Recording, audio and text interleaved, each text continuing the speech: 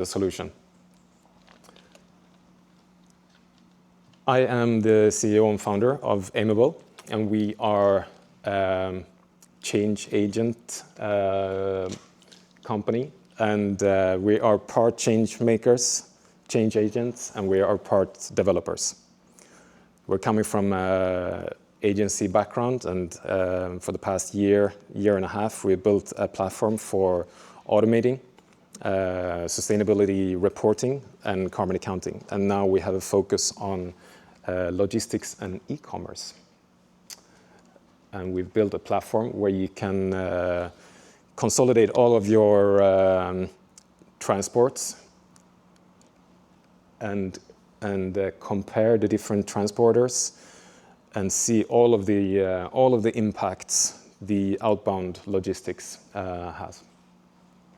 So that's the current focus. But I'll talk about some challenges, and I will try to share some solutions as well. And Senjep, you talked about change makers. How many of you here works with e-commerce in one way or another? Nice. I believe you're all change agents. We are all a part of the solution on this challenge, and we all need to be the solution. The climate change is everywhere. It involves everyone. It affects everyone. We talk about it as a change, but it's actually a crisis. And it's not only a climate crisis, it's a planetary crisis. And most of all, it's actually a humanitarian crisis. It affects human more than anything. And that's why it's so important. And it's not only in the future, it affects us now. It affects the health of people all around the world.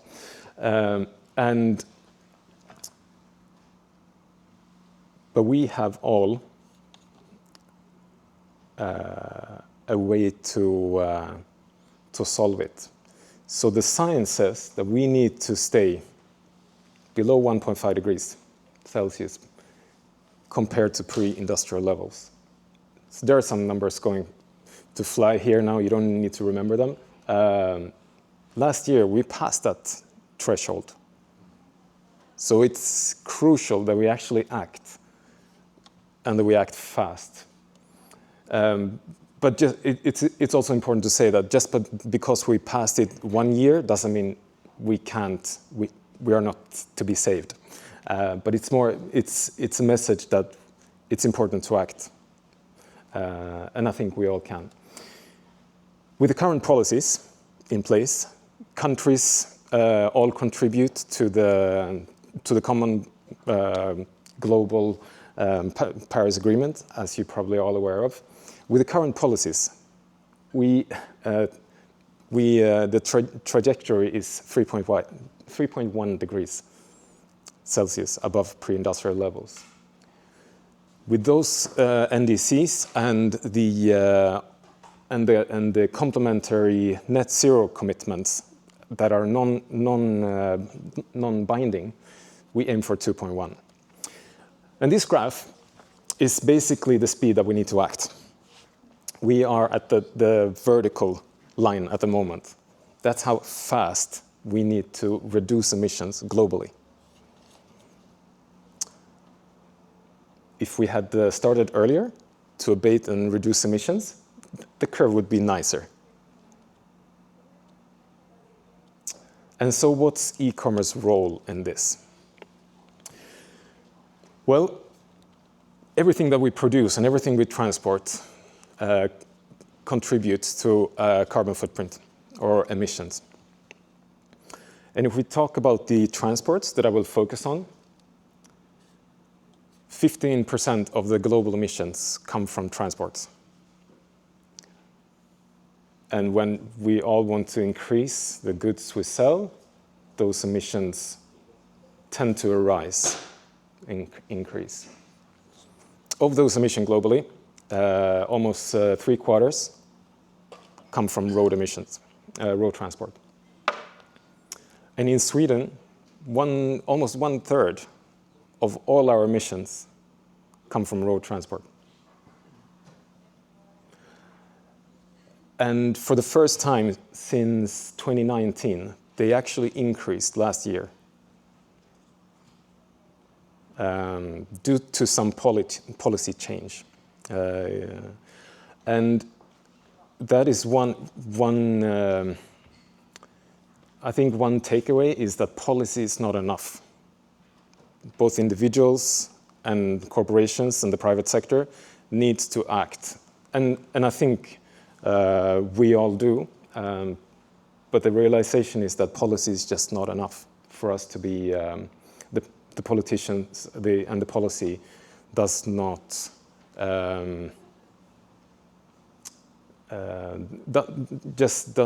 there are so many factors in the policy making that makes it hard to do the right things, basically.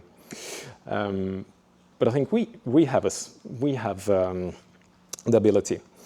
So what needs to be done to at least work to abate the emissions in the transport industry? We need to do a couple of shifts. The first and the most important one is the shift that's called decoupling. We need to decouple financial growth with environmental impact. So while we increase the growth, we at the same time need to decrease emissions and environmental impact. That's actually the most important shift and the overarching shift we all need to think about. It's like, how can we increase profits, margins, business without increasing the environmental impact? We need another shift from fossil fuels to fossil-free. And that transition is well on its way, I'd say, especially in Sweden.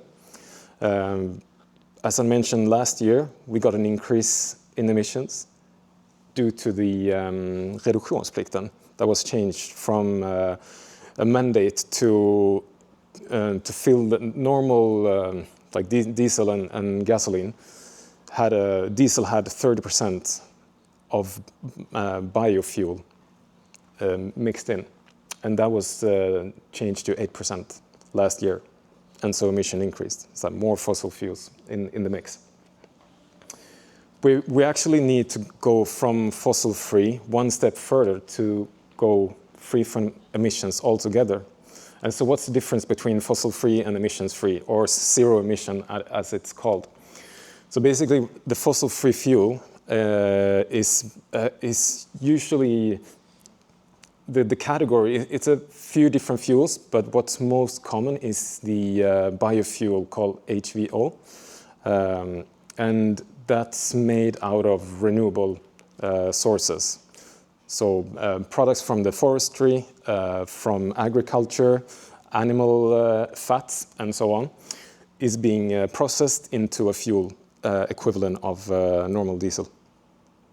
So we used that diesel, biodiesel, instead of fossil diesel. That's much better, but we still that, and it's seen as a transition solution. But we need to move away from that too, because we don't have enough of those renewable resources to replace it one by one. So zero emission is the one of the shifts we need to go through. We need a modal shift to move away from internal combustion engines and to more active transport, both for us individually, but also for transporters. And one of the complexities, at least in Sweden, is that one of the shifts towards that's often named in the modal shift is the shift from road transport to rail. The problem with that is that we basically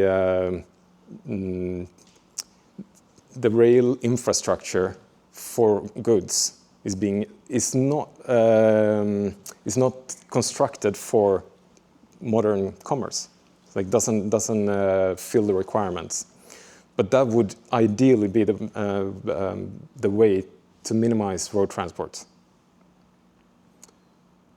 But there is no efficiency in the rail goods transport, and there is no economy in it. So it's being shut down, and there are less and less pickup points for rail, and so fewer options to actually use it.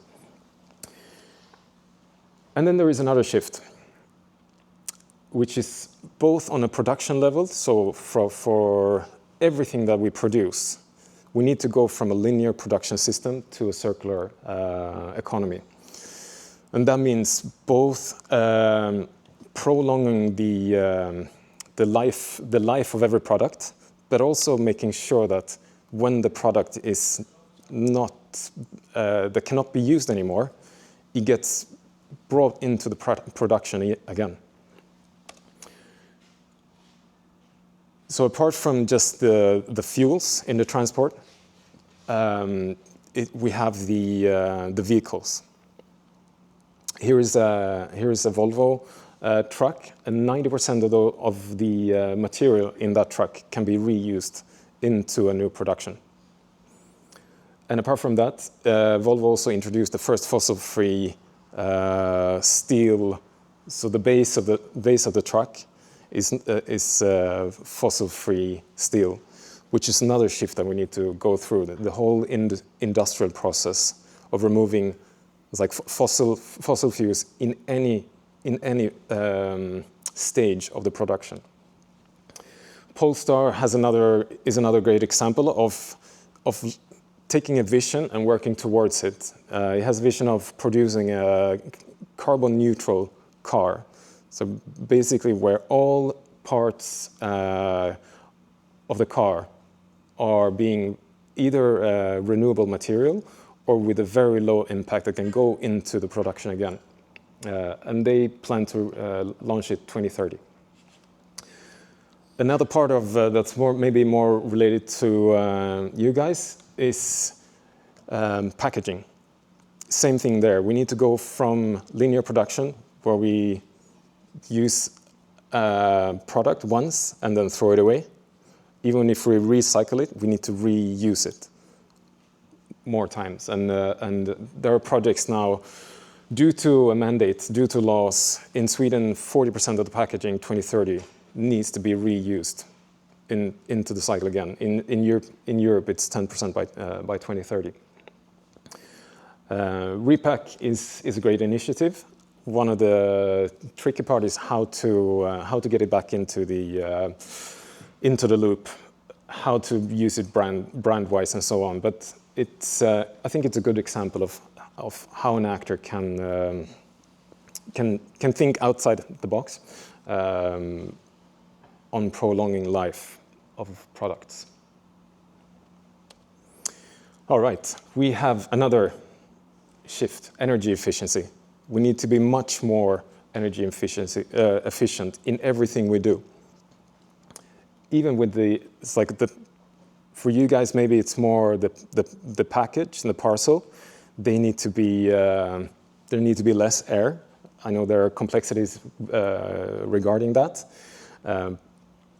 but more compact parcels and packages means less transport and less energy. And the size matters, at least when it comes to vehicles. And this is I think, good example of where you can get a better performance with less energy. So Paxter, I don't know, have any of you seen this vehicle?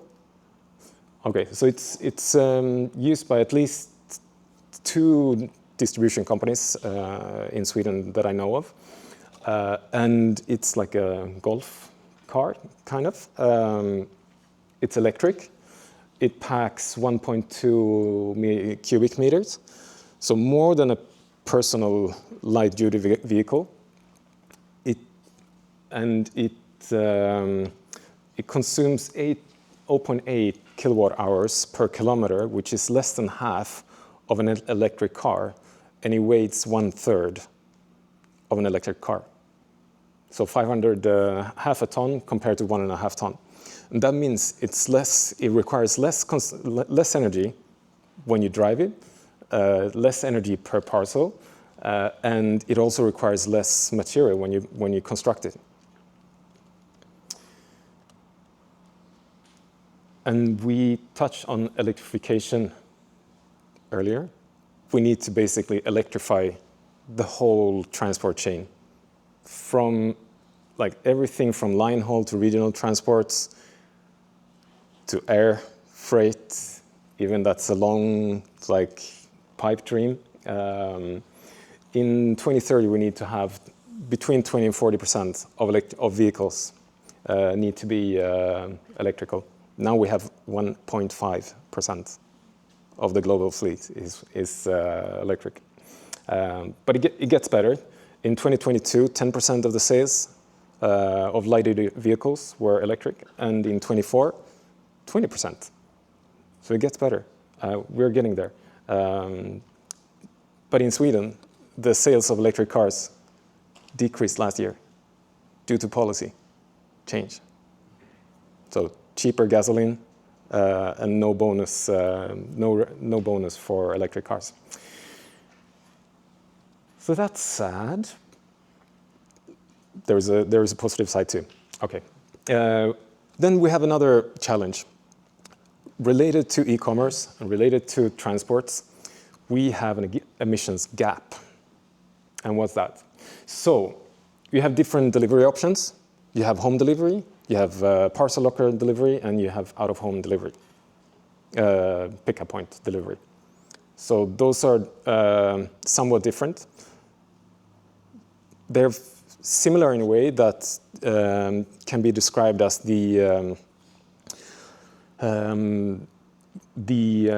kollektivtrafik, public transport for parcels.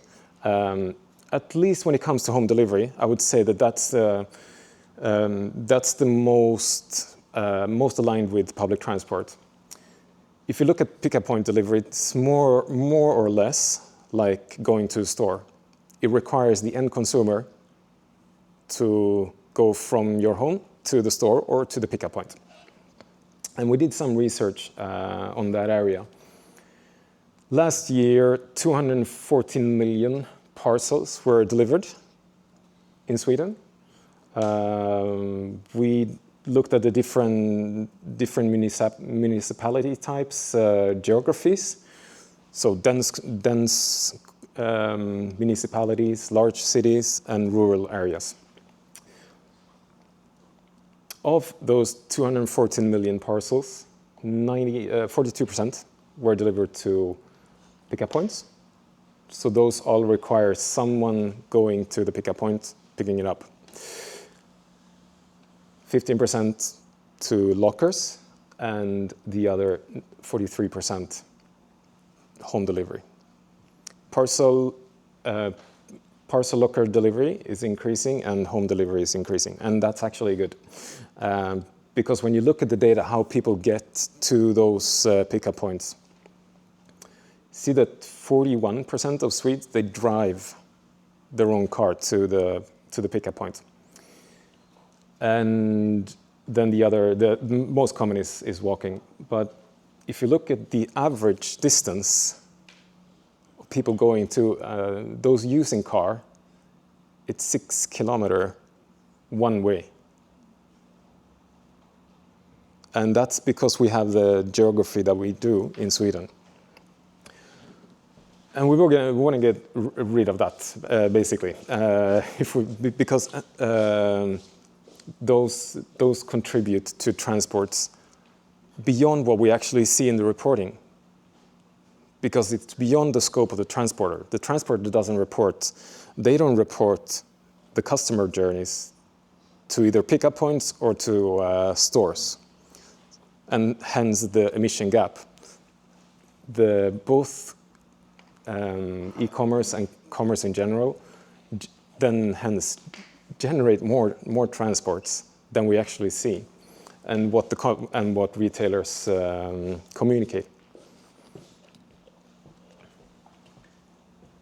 And in total, last year, given that those 90 million deliveries generated 42,000 tons of carbon emission, and if you set that in relation to some actors within the e-commerce space,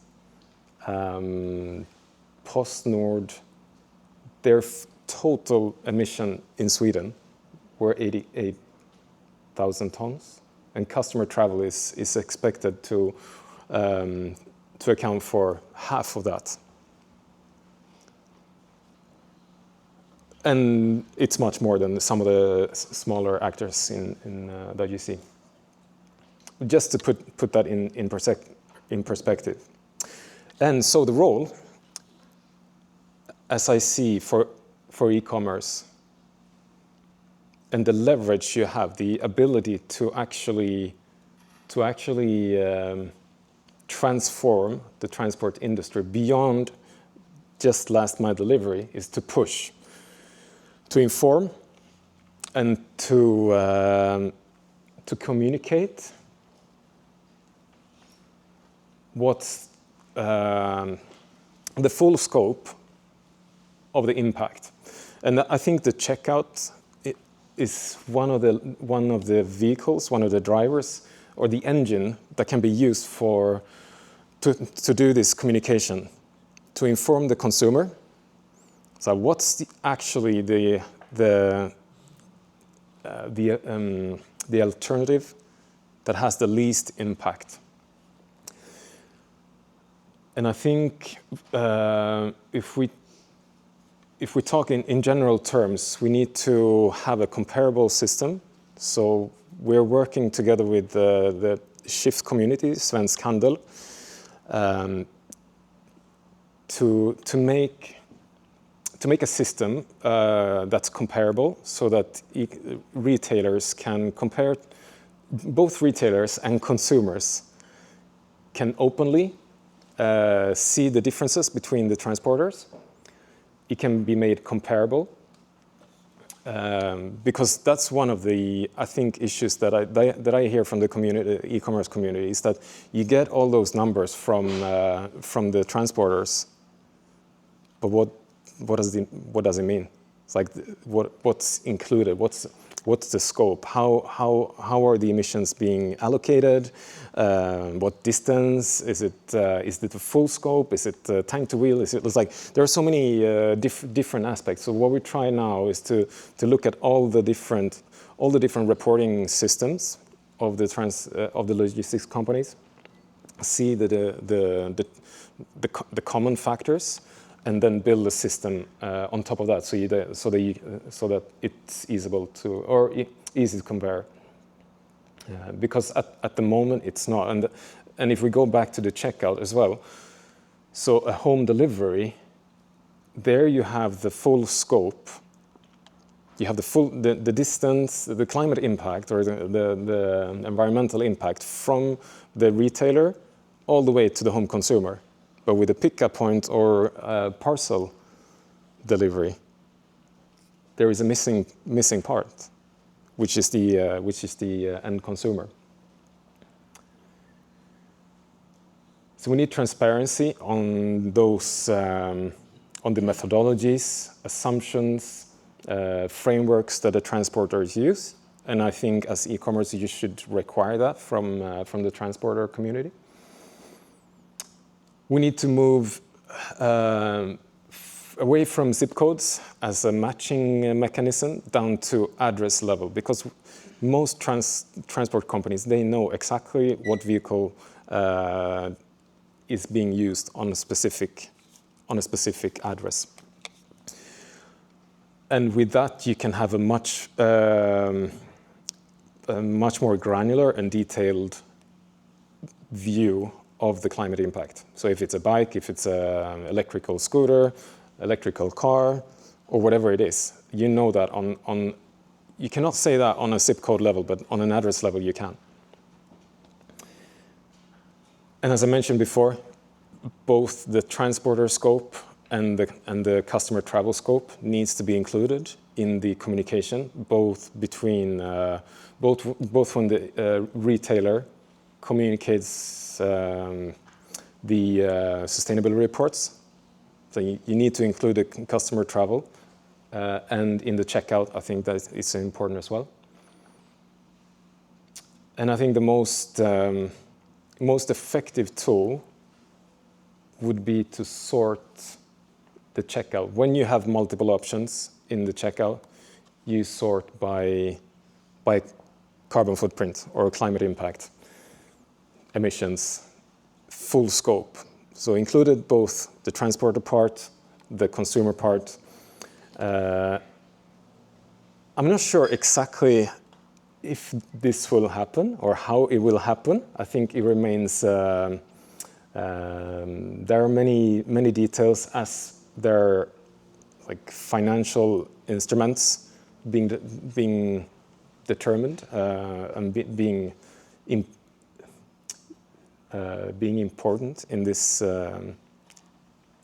time of purchase. You also don't want distractions. You want basically people to click buy at this moment. You don't want them to ask any question, like start to think about climate, for example, or environment, or the future.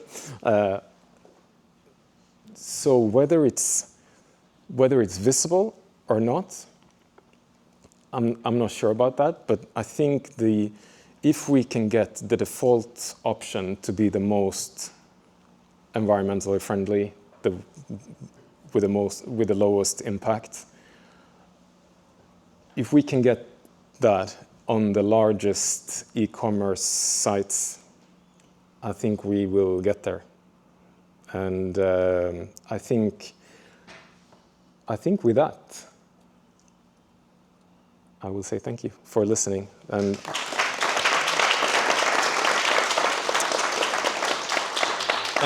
yeah, do reach out if you want to talk more. Yeah, exactly. You're here during lunch as well? Yes. Perfect. Do we have a question or so for Peter? It's a little bit of a complicated topic, and I know that you're very, very nerdy into these details of the home delivery, not home delivery. It's also a question I get a lot. Yeah. When is e-commerce good? When is e-commerce bad? So if anybody wants to dive into that, talk to Peter during lunch. Cool. Thank you. Thank you.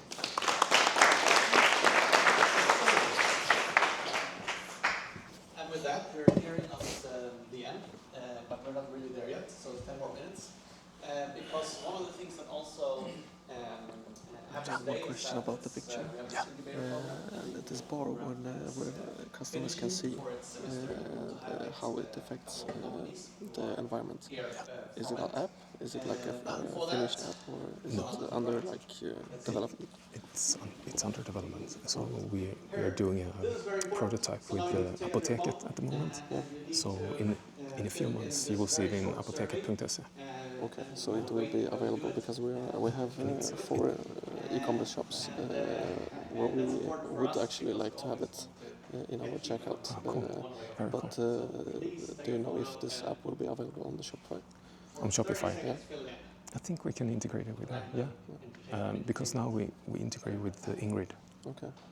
So we try to integrate with Ingrid and Enshift, which are the major TA systems. Right. But we'll look into Shopify. All right. But let's stay in touch.